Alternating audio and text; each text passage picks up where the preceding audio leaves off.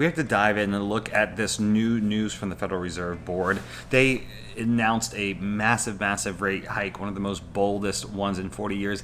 Is this going to affect the Airbnb market? Is this going to affect the vacation rental market? Yes, it will. We're going to look at how it will potentially affect the market and what you need to know. We're going to put it in layman's terms so we can all learn together in the easiest way. No highbrow finance stuff, just simple concepts to understand. Feel free to jump into the conversation in the comments. Tell me if you agree or disagree with this take. I make about $10,000 to $12,000 a month on Airbnb. I've been doing it for about 4 or 5 years, so I'm going to bring in my perspective on this. But it is something that we really do need to look at because this is a trend. They've already announced a interest rate hike, last month, this month, and we know that they're going to announce another one. So let's look at how it's impacting the markets already and what we can hope to see in the future and how we can capitalize off that potentially to make the most money possible. Because even in down markets, we will be able to make money. We just have to be aggressive, strategize, and put ourselves in the best positions possible. So let's look at how this is going to affect Airbnb and the vacation rental markets. Okay, so the Fed hikes interest rates by 0.75 percentage point, boldest move since 1994. As we know, when inflation increases, the value of the dollar goes down, which erodes people's cash positions and also restricts the economy in general when the Federal Reserve ups the interest rate. So it's pulling money out. They want to cool off the white-hot inflation because it's some of the highest inflation we've seen in a very long time. It's frustrating consumers and stifling the administration, which we don't really care about right now. All we really care about is our portfolio. And do we buy more Airbnbs? Do we not buy more Airbnbs? We're going to look at that in this video. This is the largest rate hike since 1994 and will affect millions of businesses and households, of course, pushing up the cost for borrowing of homes, cars, and other loans in order to force the slowdown in the economy. Until this week, investors had expected the Fed to raise its benchmark interest rate by half a point, the second such move in 22 years. However, after a huge bad inflation point on Friday, it revealed the prices hikes are broadening across the entire economy. It's an unusually large one, they say. So, all right. So, first of all, let's look at what happened basically. As we can see, the interest rates are going up right here, and this is what they are. They've been historically low. They've been super low, and so people have been flooding into the housing market, and it's been obviously, as we know, over the last couple of years, just a wild, crazy housing market.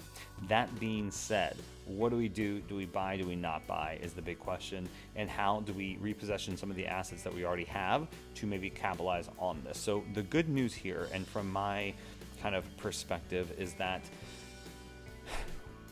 house prices may go up and down. So let me tell you a story. So back in the 2008 crash, I was working in a real estate office. I was actually working for my grandparents' real estate office, and they had sold it prior to the crash. I was probably 15 in high school. Are you 15 in high school? Something like that. And I was working on their rental side. They had a vacation rental side and a sales side. So what I saw during that was one of the best lessons in real estate investing I think anyone could get, and I'm really happy I saw it. So I was very interested in the real estate business, and the new owners purchased the business and they used that leverage. So then they had all the financials from the business, all their personal financials. They used that leverage to go and buy $1 million beach houses to rent out and to also hold for inflation, or hold for appreciation. That was the big strategy. They didn't really fix and flip. There wasn't as much vacation rentals as there are now, and it was a much harder platform to get on. You would have to go through a property management company or something like that. There really wasn't the proliferation of Airbnb like there is now. Okay, so what I saw was the new people going and buying these $1 million houses and waiting for appreciation to happen. But of course, 2007, 2008, the market crashed, and then appreciation never happened. So people were paying more on their mortgages than they were getting from their properties. Now, could this happen again? Yeah, potentially. But since the interest rates are being hiked up, what we're probably going to see is a slowdown of the housing market and then maybe a potential dip in the housing market. Now, what's good about that is if we've been waiting for a long time to jump into the housing market, maybe now's the time to get in, since we know that the interest rates are only going to be this low for another month. They're going up every other month. And also, this is probably the time where we start to see a little bit of a lightening up and a lengthening up of the days on the market for houses. So houses, I think, are going to be more and more days on the market now, and I think it's going to put us in a better position to buy. So if you're looking to buy something, I always think you should always buy assets, and now's probably the time. The good thing about nowadays that it wasn't present back in the 2007, 2008 was that back then, you didn't have that Airbnb, you didn't have that short-term audience, right? So nowadays, Airbnb, VRBO, whatever, you can throw it up on there and you can get that audience, you can get those sales immediately coming in. So if you just calculate your numbers right, and all you have to do is, go for a rental calculator, I can link one in the description, and you put in how much your mortgage is going to be, how much you think your repairs are going to be, how much, according to AirDNA or some other tool that you can just Google, Airbnb rates in my zip code. If you just do your analysis, and this could take an hour or two, it doesn't have to take a very, very long time. You just do your analysis, you will be in I think, a great place to kind of weather the storm.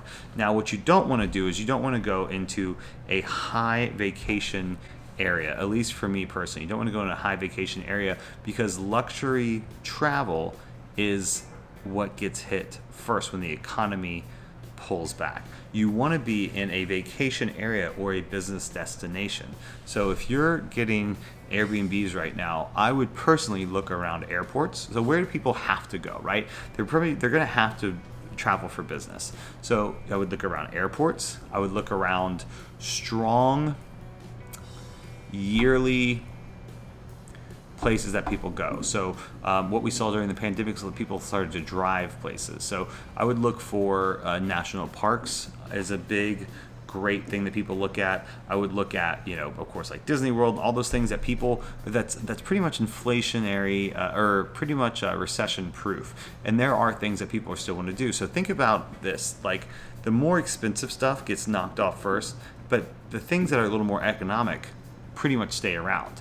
So markets like, for me personally, Charleston, South Carolina, it's not going to go anywhere. It's historic. People have come there, hell or high water, and it's going to be great. So anything that's historic, anything that is drivable, anything that has that whole vibe to it, I think it's just a wonderful, wonderful, wonderful thing to potentially invest in and to keep this going. Now, where I'm going to stay away from is highly specialized vacation markets. Like Vegas would be one of them for me.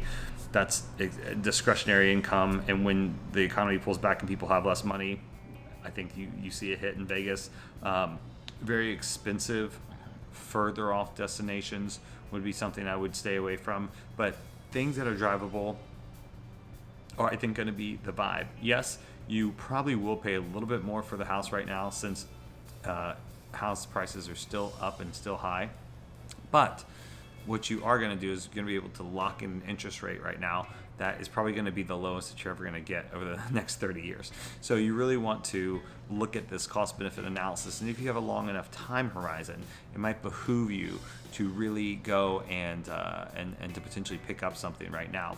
That being said, we can see also right here, homes, if you just Google, do rents go down in a recession? And one of my millionaire clients told me this one time. He's like, Steven, house prices go up and down. He's like, but rents very rarely go down. And this is what I love about the Airbnb model, is that you can make so much more money on short-term rentals, almost no matter where you are, than you can with long-term rentals. But even if you can't, even if Airbnb is a bust for you, you can still go and do short-term, or you can go do long-term renting. Now, my best strategy for this, of course, is to get a multifamily. So if you can get a duplex or a single family property with an ADU or something like that, you just have two chances of to get some customers. Basically, you open up two storefronts instead of one, and if it's the same price, it's pretty much always a better deal, a better strategy, at least in my opinion.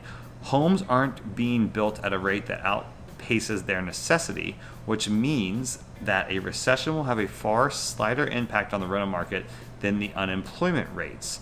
A recession may impact rent and interest rates, but it will not likely be a devastating effect on the housing market. So whether that is or not, rents, I do think, are fairly recession proof. Everyone needs a place to live, and that is the last thing that gets cut. It's you got to go on your Maslow hierarchy of needs, right?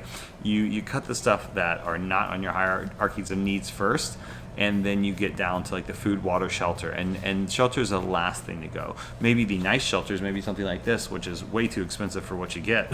Maybe this will go, and I'm actually considering cutting this too out of my expense because it's just not worth it. And then maybe you can reallocate it into something smaller. But if you have a reasonably priced Airbnb, I think you're going to be golden for this whole recession. And I really think that this is something to really jump into, and I think there's a lot of opportunity in this space still and going into the recession. I know a lot of people are pulling back on buying, but I'm very, very bullish on buying, especially if you're in the right space. If you're in something historic, in some sort of vacation spot that is recession proof, and you can just Google what's recession proof vacation spots, or what are recession proof cities, or what cities had the highest vacationers in 2007, 2008. You can do all this historical kind of analysis. It doesn't have to take you long. It take you 1 or 2 hours. That being said, real estate firms Compass and Redfin announced layoffs as housing market slows. We can see that they filed with the SEC. Compass announced 10% cut to its workforce, and Redfin announced an 8% cut. Mortgage rates has taken off since the start of the new year, rising from 3% to 6.28%. Home sales have been dropping for several straight months, and the fall is expected to worsen. As we can see, they are losing a lot of their people as well. But there's always an opportunity to make money, there's always opportunity to buy, and there's always opportunity to build business. So I really, really am bullish about this, and I think that if you go over to the 40% or the 40 overvalued housing markets, I could see a 15 to 20% home price decline in a recession, which is a great article. You can see how they are doing it and how they are calculating this, and this might be something to at least keep your eye on for maybe subject twos or some sort of owner financing. I think we're going to see a lot more owner financing as the deals become more prevalent, because people are going to be stuck with houses, and when they're stuck with houses, they get a little more creative. So I really do think this is a great time to potentially buy and pick up on something. So that's your little Airbnb housing market update. Hope you enjoy. Do some fun thumbnails real quick with my stupid face, and then if you like this channel, leave a comment on it. I have a crypto channel which is much bigger. Maybe you know me from there, maybe you don't, but I will say that this is something I'm really passionate about, and I know way more about because I've been doing this since I was literally a child, 7 or 8. I was in my grandparents' rental or real estate office learning all about it. I'm by no means an expert, but I just love it. It's just my passion, and it really is where I excel. So hopefully, if you vibe with real estate, if you're a little real estate nerd like me, leave a comment. Let's get a little community going on, and tell me what you think about this. Feel free to agree or disagree. I love disagreement, especially when it's intelligent disagreement. I often learn a lot from it. So thanks for watching.